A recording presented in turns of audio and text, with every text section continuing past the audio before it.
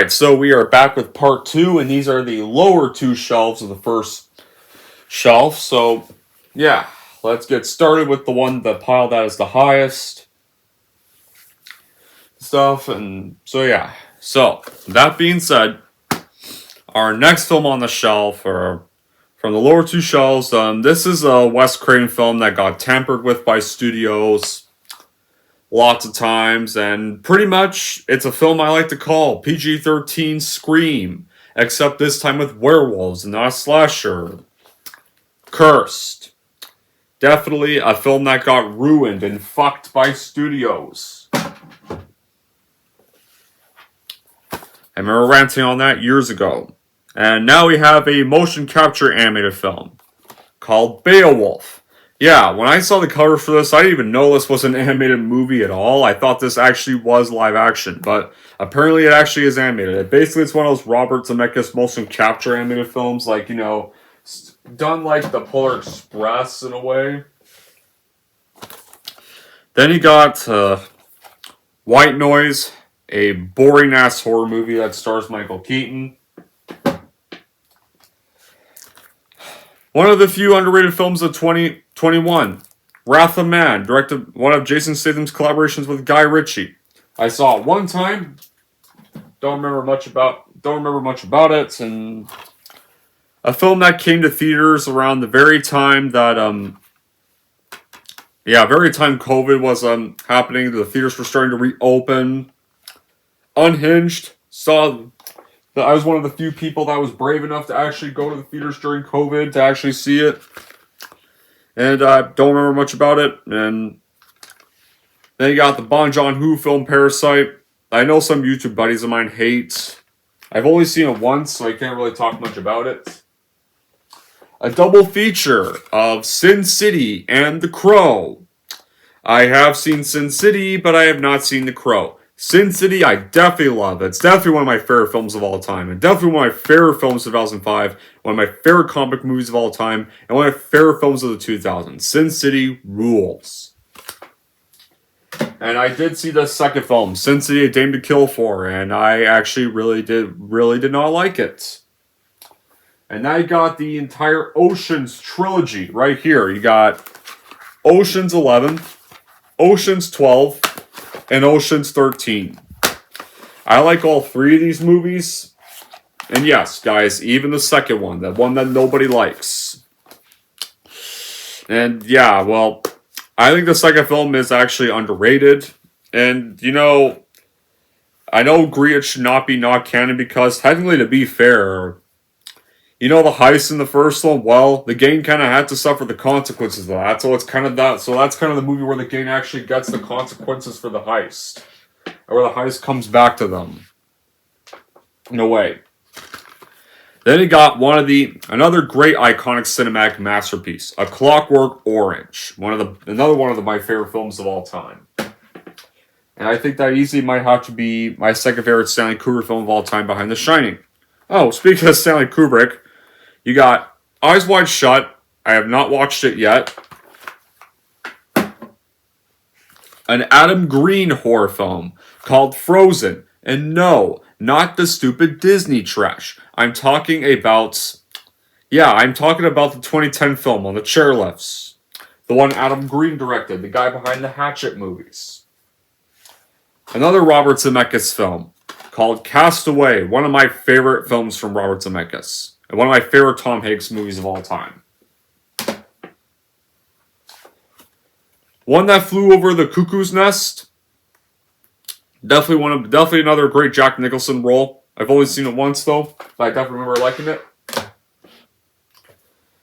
Well, you got the second Charlie's Angels film, Charlie's Angels Full Throttle.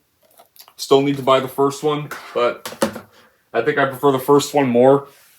And screw the 2019 film, so I'm not buying it. Dane Cook's Employee of the Month, one of the few tolerable Dane Cook comedies. I will say that. You got The Internship. Seen this a few times. Not really that great of a film, but not that bad either. You got Owen Wilson and Vince Vaughn reuniting from Wedding Crashers for playing these two guys that want to join Google. Want to get jobs in Google? Got this horror film called Feast, which I have not watched yet. A classic Jim Carrey comedy, Bruce Almighty. It's definitely one of my favorite films from Jim Carrey. It's pretty much about this reporter that's fed up with his life, so he kind of complains too much one day, but things go so bad for him. Then, of course, he meets God, and so he gets God's powers to see how life really is, and starts to realize that he shouldn't take his life for granted. Definitely one of my favorites from Jim Carrey. Our 4 film favorites DVD of Brad Pitt movies. You got Seven, easily by far one of my favorite David Fincher films of all time. You got Troy, Curious Case of Benjamin Button, and you got Babel. The ones I've seen these 2, have not seen this one, but this one I've definitely seen multiple times. I absolutely love that. Seven, such a classic. One of my favorite films from 2024, Civil War. Yeah, this was a film I was not really too excited for, but then I saw the movie and I actually really liked it. That's one of my favorite films that year. So, because, well, alright, I'll get out the other MonsterVerse film. Do I have the others in this collection? Do I? They may be somewhere else. Oh, no. I found them. I found them all. Alright. Because I'm getting to the newest MonsterVerse film that came out last year, I might as well whip out all the DVDs. So, the ones I have here are Godzilla 2014, which y'all know I do not like because the movie barely has Godzilla in it. It might as well just be called Aaron Johnson's character of the movie, because Godzilla's not until like the fucking ending. Then you have Godzilla King of the Monsters, which I definitely like. I don't love, but I definitely like.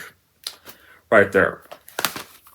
And then you have Kong Skull Island. Didn't really like this one at first, but I definitely like. But honestly, now that I've rewatched it, honestly, it's definitely a lot better than when it was the first time. Then you got Godzilla vs. Kong. That's easily my favorite MonsterVerse film. Or no, actually, it was my favorite MonsterVerse film right until this came out last year. This one I didn't know what to think of because I didn't really pay much attention to the trailers, but then when I saw the film, I honestly was one of the people who loved it. I honestly, though, to be fair, I think with this one, I think this just should have been called Kong the New Empire instead of Godzilla X Kong, because Godzilla's not really in the movie that much. So I guess I can understand people's criticisms with that one. When they say they do not like the film, that they prefer more Godzilla, which, yeah, Godzilla's not really in the movie that much, so it should have just been called Kong the New Empire. They could have just kept Godzilla's appearance a surprise. Then you got a Patrick Swayze classic, Roadhouse.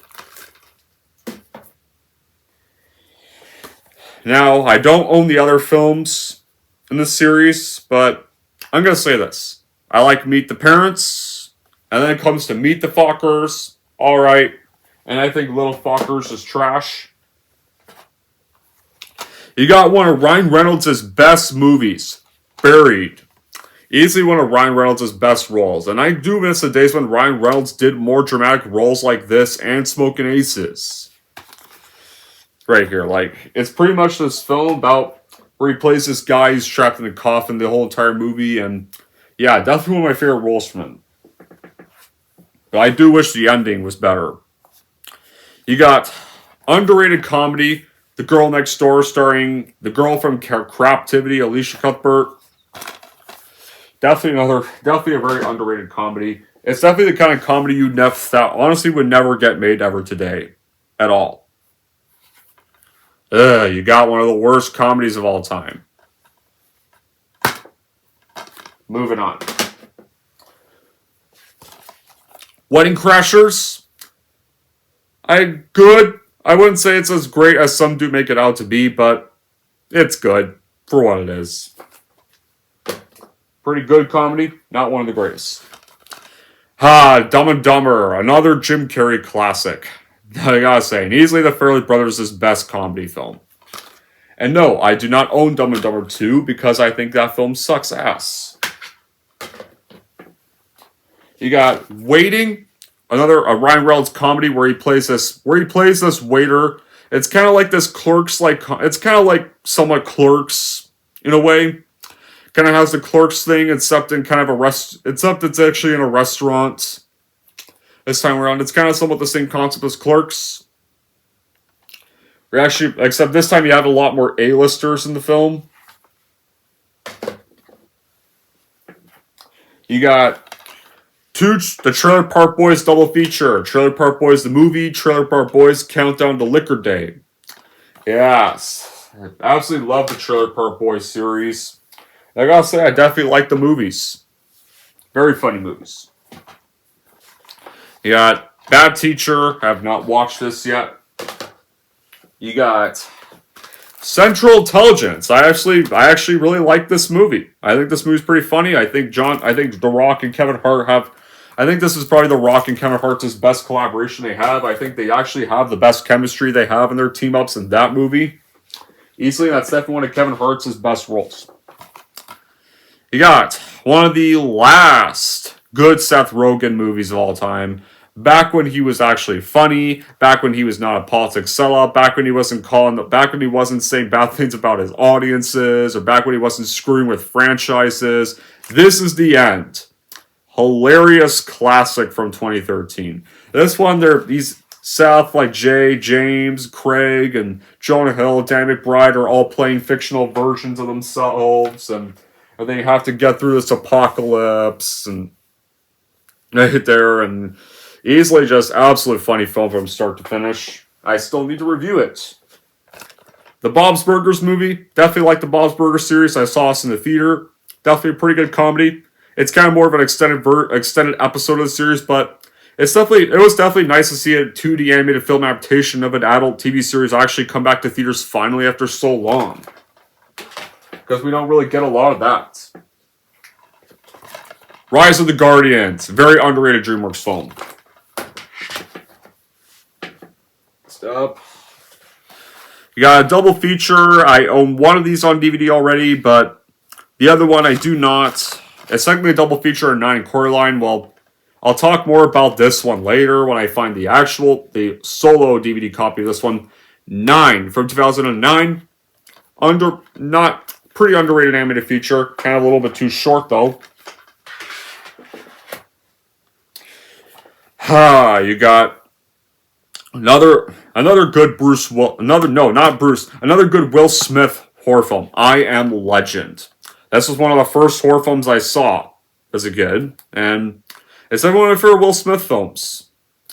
Right there, and I know some people are not too fond of the theatrical cut ending, but you know what? I am going to be a little controversial when I say this. I think the theatrical ending is better. There, I said it. Do you want to know why I think the theatrical version is better? Because the theatrical version, humanity actually gets saved, gets cured, rebuilt, kind of rebuilds in a way. You know, like that. And of course, yeah, Will Smith's character dies, but at least Will Smith's character has saved humanity and can now be with his dog again, and can be with his wife and kid again. So, it's a heroic sacrifice ending. I kind of like the theatrical ending better. It actually wraps the story up beautifully. I think the alternate ending is what is kind of just a weak concept. I'm sorry to say that, but I like the theatrical ending better. In every way. If they were going to make a sequel, then they should have just went with the alternate ending in the first place. Then. Because we're going to be getting a sequel that's going to be picking up from the alternate ending. So that's not going to suit well with a lot of people who saw the theatrical version. Alright, the one that's beside me, I'll start with that. Alright, I'll just push this a little back. There. If I can make space. for make space for this one when I'm done, but I can put it back. The Devil's Advocate, easily another great 90s flick with Keanu Reeves and Al Pacino all collaborating, where Al Pacino's playing the devil, and Keanu Reeves is this lawyer, plays this lawyer that's kind of falling for his little manipulations, and yeah, I reviewed this for Halloween Horror Movies last year, and yeah, I absolutely love this film. A 90s classic. Oh, The Shining, easily Stanley Kubrick's best film. And for a while, it was my number one favorite horror film. Guess what? Now it's my second favorite horror film, behind John Carpenter's The Thing. The Shining is an absolute 80s classic. It is crazy how this was a film that got such bad backlash and actually got Stanley Kubrick nominated for a Worst Director Razzie. And now it's loved by all of everybody. And now it's considered one of the greatest horror films all time. Well, oh, look at this. We have the entire franchise here with us. So let's show the whole franchise, shall we? And that is now The Evil Dead. Evil Dead 2. Dead by Dawn. Army of Darkness. Oops. Which went the wrong way. Evil Dead, the 2013 remake. The theatrical version. And Evil Dead Rise, a new kid on the block from 2023. I honestly like all five of these movies.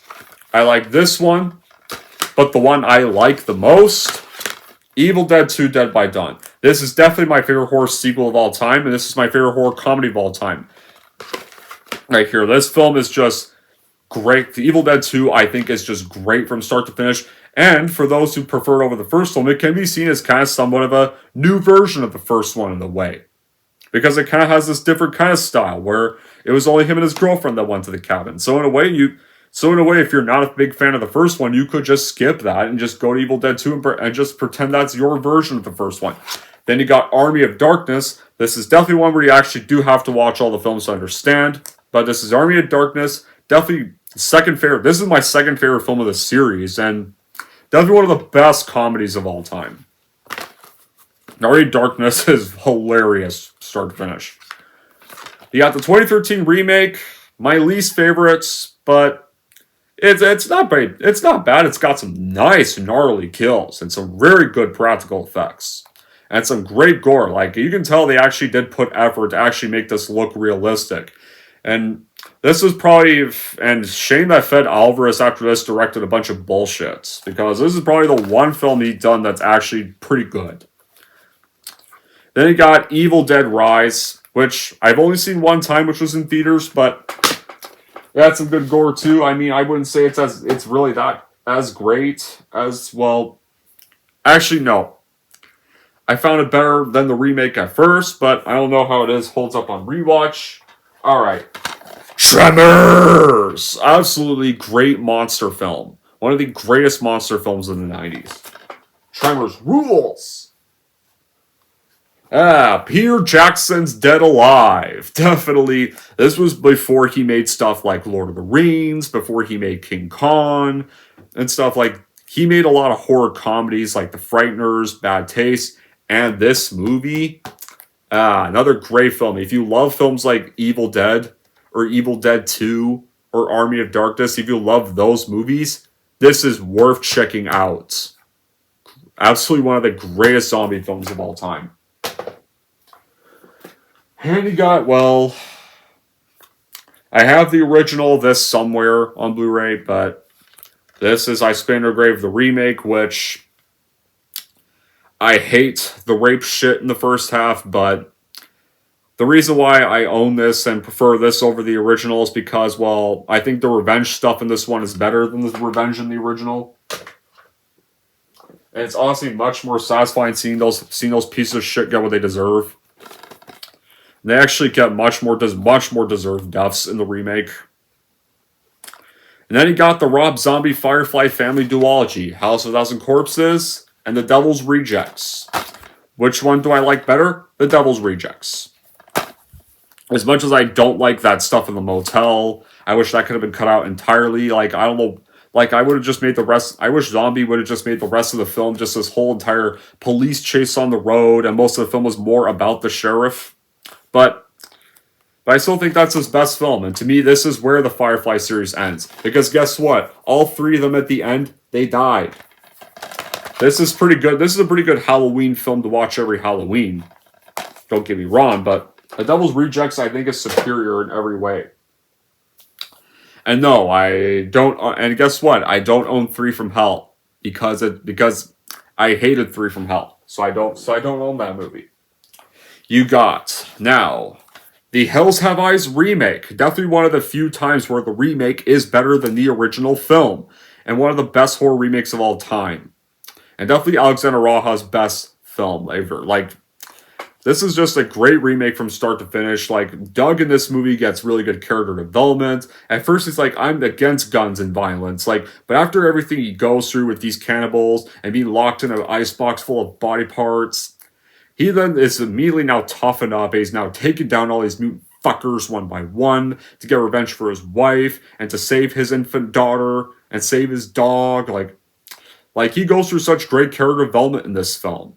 Right here. And it's very satisfying when all these mutants actually get their asses slaughtered to death in the very end of the film. Absolutely love that remake.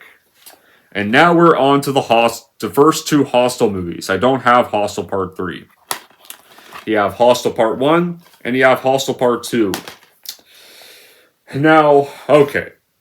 This is going to be controversial. I honestly like this one better. Okay. Let me explain first. Yes, I don't like they kill off Paxton in the original film. I just wish, like, I would have just not had Paxton be in the film, and I would have just said that he just went off the radar and he just never got seen or heard from again. Like you could have just not had Paxton be in the film at all. Is all. Just say he he disappeared after he returned to the U.S. and he just never got seen ever again. Just say that. You could just say that. And the Eli Honey Club decided to just forget about him because they know he's not gonna tell anybody about that because they're connected to police. So he's not gonna be able to tell anybody about the organization. So they just forget about him and they just keep him in mind and they just build up their security. But yeah. Other than that, the reason why I like Part 2 better is because, one, we actually get to the horror stuff this time around. We actually don't have to, unlike this one, we have to sit through all the pornographic American Pie bullshit. Like, I don't like that first half just infuriates me start to finish. That first half just gets worse and worse every time I rewatch Part 1. Just to be able to get to the horror shit and be able to get to Jay Hernandez getting his revenge. This one, on the other hand, I feel like this one, we actually get to the horror. I feel like there's much better villains. There's actually a much better written villain in Roger Bart this time around. And there's a nice little subplot with Roger Bart and this friend of his, where one of them is just ready to torture, the other is hesitant. And then guess what? Once they're at the place, they turn the tables. Roger Bart is now the one just ready to kill people. And of course, the one who is just ready to go all in on the torture, he immediately freaks out after getting his taste of one and tries to flee, but then gets murdered. Right there. So, and yeah, I also feel like there's much better kills this time around. This one, yeah, Jay Hernandez it's nice, it's satisfying when Jay Hernandez gets his revenge on them, but keep in mind, guys, his character in this one wasn't really likable either. Like, yeah, he went back and saved the Asian girl. He killed the Dutch businessman, but he's not really a good person in this movie. Because for one, when like Jock, his friend tries to leave, he's like, nah, let's not leave, let's stay and continue to get laid. But these girls that obviously don't look all that trustworthy, and he makes a lot of stupid decisions, so he's not really a likable person. In a way, like, yeah, it was awesome seeing the Eli Honey Club get their desserts, but he wasn't really a likable character. And now we have all the Saws. Oh, these are hard to get because I own all these. Okay, got them. You have all the Saw movies. You have Saw 1, the first film. You have Saw 2. Saw 3. Saw 4, Saw 5, Saw 6, Saw the Final Chapter, and Jigsaw I think I have on Blu-ray, but I think I gave it away or something because I'm not a fan of it. Spiral from the Book of Saw. Alright, my thoughts on the Saw films. You know my thoughts on this. Easily one of the greatest horror films of all time. And especially the best horror film of the 2000s. Saw 2, easily the best of the sequels. Not as good as the first one, but honestly, and it's often considered to be the fan favorite with a lot of fans, but honestly, I think I like the first one better, but definitely a good sequel. Yeah, Saw 3, goodish sequel, but it's kind of where the series started to go downhill, but it has the best gore of the series, that's for sure. Definitely the gorest one of the series. Saw 4, the first bad one of the series. This is where it just really got bad. And it did not get better with Saw 5. Fuck you, Saw 5. You're the most boring film of the series. Saw 6 is an improvement, but it's still not great. Has some things that work and there's still a lot of things that don't. And then you have this biggest piece of shit. Saw 7 can kiss my ass. Jigsaw, do I have Jigsaw? Do I still? Oh, wait, no. I didn't give away Jigsaw. I still have it. Jigsaw, this one's just not my cup of tea, so I don't really care for this one that much. Okay, you go back there. And then you have what easily to me is the Saw film that gets me in a lot of trouble with fans. Spiral from the Book of Saw. Yes, I do love this movie. I'd say when it comes to both the Saw and Hostel series, I think this one gets me in trouble with Saw fans. I think loving Hostel Part 2 actually gets me in so much trouble with Hostel fans. But yeah. I think this is my third favorite of the series because it's definitely nice to see a new, different, a little more of a unique take on the series. Like, we have Chris Rock playing a role you don't really see him play much of. You have Samuel Jackson even in this role. Like, yeah, it was definitely kind of nice to see a new little take on this series instead of trying the same stuff over and over again. So yeah, that was the first bit of my horror collection you saw. But we have one more shelf to go through now. And let's start off with the slightly bigger pile. This is hard to get out. Actually, no. Let's start with this other first pile first because these ones go in the back. Alright, one I've bought from Walmart but I still have not watched. It's a South Park special. South Park joining the Pandaverse. I need to watch that film. Alright, I just gotta put these down.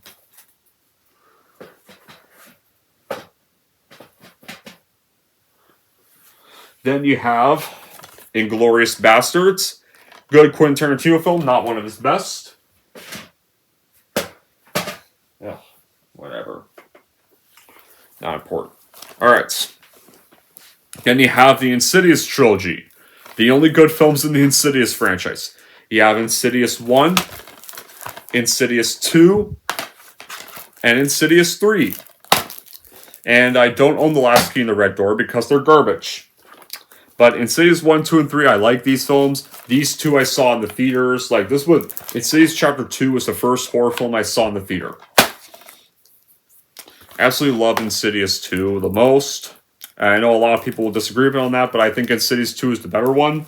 I think Insidious 2 just has kind of the much better plot, the more exciting plot. It has the better ending. Fair, and chronologically, to me, it's the end of the series. Insidious Chapter 3 is definitely a nice little start. And to me, actually more the chronological first film. Then you have The Purge Anarchy, aka the only good Purge movie of the whole series. The one Purge movie I really love. This one I went and saw in the theaters, and definitely love it. The one Purge movie I will admit is actually good. And this is from somebody who's not a fan of the Purge movies, but That one I saw in the theaters, and I think is a blast from start to finish. I think Frank Grillo easily gives a great performance in that film.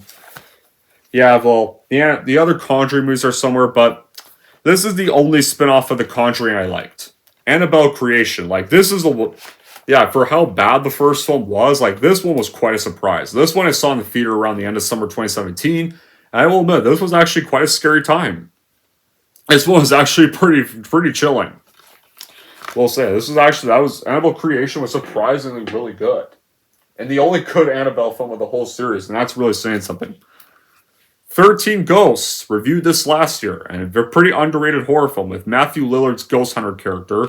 Some really good practical effects with ghosts. Usually, although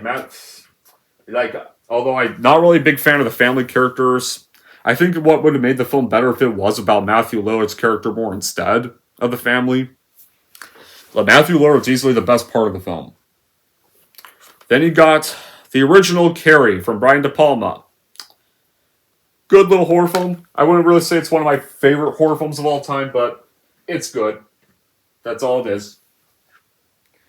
You got, okay, because a Transporter is a part of this triple feature DVD, I'll present this triple feature DVD. A triple feature of Point Break, which, not a fan of Point Break. Speed, I already own a solo copy of Speed, but the Transporter, I'll present this for the Transporter. Good little Jason Statham flick. Transporter 2, also pretty good. Transporter 3, nah, not a fan of Transporter 3 whatsoever.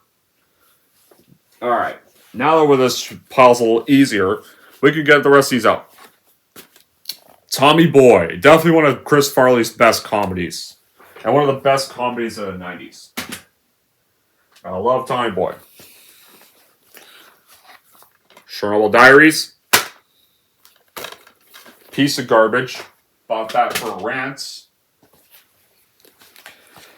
But on the good now, Mr. Bean's Holiday. Yes, I have not watched all the Mr. Bean series, but I have definitely seen Mr. Bean's Holiday. And that's definitely one of the funniest films of the 2000s. Definitely love Mr. Bean's Holiday. And honestly, because Rowan Atkinson has said he's not playing the Mr. Bean character ever again, I think this movie was a nice way for Mr. Bean to go out on. It was a good send-off for the Mr. Bean character. Love Mr. Bean's Holiday. Then you got Hoodwinked. Loved watching this as a kid. It's cheaply animated, but it actually does have a lot of funny moments, so it has a very funny script. So it actually is a pretty good film despite the bad animation. Bug. Watch this movie. Not really a big fan of it. Well, you know what? Because I am onto one of the movies, I might as well get the whole franchise out for this one. Where did I put Ram? Great. I don't even know where Rambo 3 and 4 are. Oh, wait. Oh, I'm looking in the wrong section. Right. Yeah, okay. I'm going to present the whole series, honestly, because I'm getting to the 5th one of this. Got First Blood. Yes, guys, this version comes in English. You got Rambo First Blood Part 2. Rambo 3. You got Rambo 4, 2008. And you got Rambo Last Blood. Alright, so when it comes to these movies, I definitely would have to say First Blood is easily the best one. The second best would have to be Rambo 4 from 2008, or just Rambo 2008.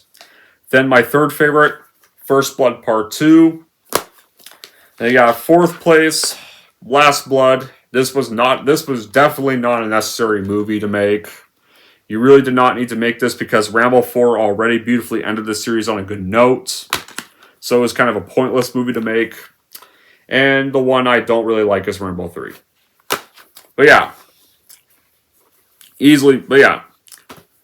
Still love still like or love the other ones though. 1 and 4 the first film and the 4 films are the ones I really love.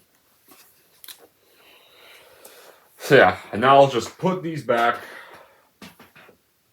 Oh wait, no. You go here. No, I think you go here actually with Rambo 4. I just presented this one early because, well, let's just say this. I already had the 5th one in my hand, so I might as well just present the whole series. That's what I just might do if I randomly find a sequel. And I'll put you two back with where RoboCop Steelbook is. And I'll put you back. Well, that takes care of that. Now we're on to the last pile for part 2. Now, to begin this off, you have Pet Sematary, a Stephen King horror, pretty much as based off Stephen King's story. I haven't watched this version yet, but I bought it. Maybe I'll review for Halloween Horror Reviews this upcoming year. Bruno, bought it, never watched it. Reservoir Dogs, Quentin Tarantino's directional debut. Don't mind this one. I love the iconic stuck in the middle scene, but I've seen better Quentin Tarantino films. The Beverly Hills Cop trilogy, which I love these two, and I despise this fucking one. But thankfully this one's not canon anymore, because now you have the much better 4th film that was a big surprise called Beverly Hills Cop XLF. Tropic Thunder, one of the best comedies of the 2000s, no doubt. And yeah, definitely one of Robert Downey Jr.'s best performances. Love Tropic Thunder, especially for somebody who's a big Hollywood buff myself. That's definitely another reason why I really love that film. Then you have the Scary Movie Collection. Do not own Scary Movie 5 for good reasons, but this has Scary Movie 1, Scary Movie 2. I love these two, and I'm not a fan of the rest of them. I think the series just turned to shit once the Wayans brothers left, and when the Zucker took over it, and the series went to shit. Then you have Legally Blonde, one of Reese Witherspoon's best comedy roles. The Simpsons movie. A lot of people hate this movie, but I honestly really love it. I saw this in the theaters when I was 8 years old. And I feel if the movie had came out in 2000, I think it probably would have been liked a lot better. But yeah, love the Simpsons movie. Saw that in the theaters when I was 8 years old. Then you got Beavis and Butthead Do America. Funny ass movie. And this was definitely the one of the series I love the most. Yeah, just classic. You have, damn it, they fell. Team America World Police, one vulgar as fuck film. Like, this was a film where I wasn't, even in high school, I was not even remotely allowed near this film until after I graduated. By then. Like, because apparently how vulgar it really was. Once I finally was able to visit a film, I can definitely understand why, I could definitely see why I was not allowed near this. Until I was really grown up. Definitely not one to watch. If you have any kids around, it's definitely not one to watch in front of them. South Park Bigger, Longer, and Uncut. Absolute classic. Easily the best R-rated animated film of all time.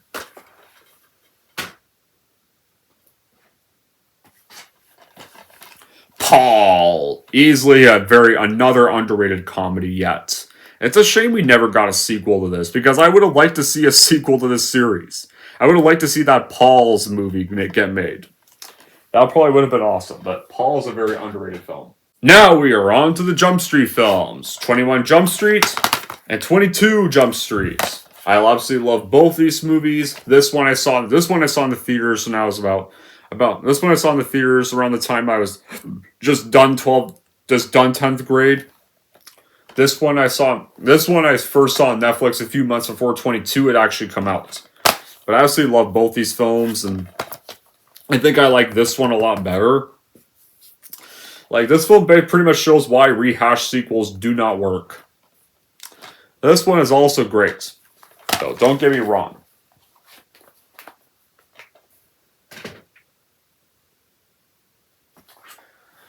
Alright, and now you have easily the best of the Seth-produced comedies. Superbad.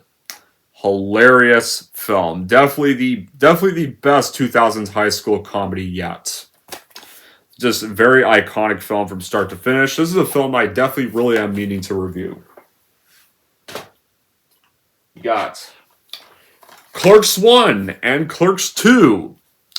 Clerks 1, easily the best comedy movie of all time. Clerks 2, not as good as Clerks 1, but definitely also a pretty good sequel nonetheless. And another great thing about this one, like, this is now not just normal double feature. This is now one that after that Fan Expo when Brian O'Halloran and Jeff Anderson went there, Brian O'Halloran himself actually signed this copy. And this was my original YouTuber name.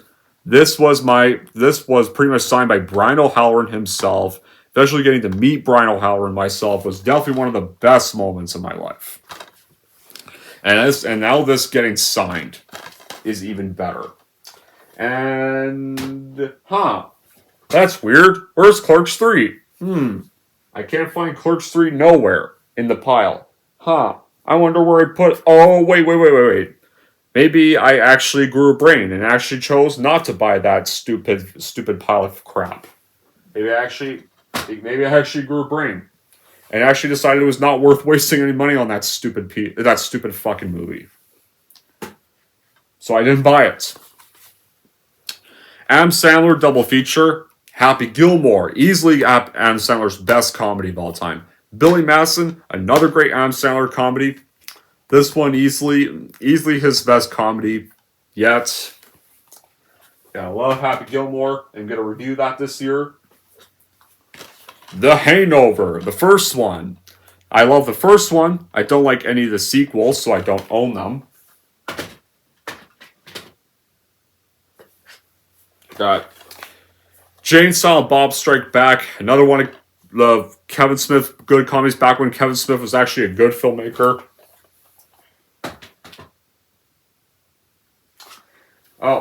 We got another one where you have the whole franchise. So this one is the Harold and Kumar movies. You got Harold and Kumar Go to White Castle, Harold and Kumar Escape from Guantanamo Bay, Harold and Kumar Christmas. I like all these movies. When it comes to the ones I like this one the most. Then I like this one. This one is not as good as Go to White Castle, but still a pretty good sequel nonetheless. Very Harold and Kumar Christmas. My least favorite of the series, but it's not bad for a Christmas comedy. In a way. So, I think but I like this whole trilogy. Definitely love this trilogy. And now, you're on to the Wayne's World films. You got Wayne's World, the first one, a comedy classic. You got Wayne's World 2, alrightish. I wouldn't really say it's great, but alright. But Wayne's World 1 is a classic. Absolutely love Wayne's World 1. Especially the Bohemian Rhapsody scene or the We're Not Worthy scene, just gold. Alright, I think you're just going to have to go back there. Or you know what? I think Jane Silent Bob Strikes Back can go into the back. I think the Wayne's World movies can go right there. In the front where they definitely were, I remember them going. Alright. Well, and that's it for part 2. So the next part is going to be parts 3 and 4 are going to be these. Next. So, yeah. And until then, guys, that'll be it for part 2. Thank you all for watching. If you like this, want to see more, don't forget to subscribe to Don G. Corleone.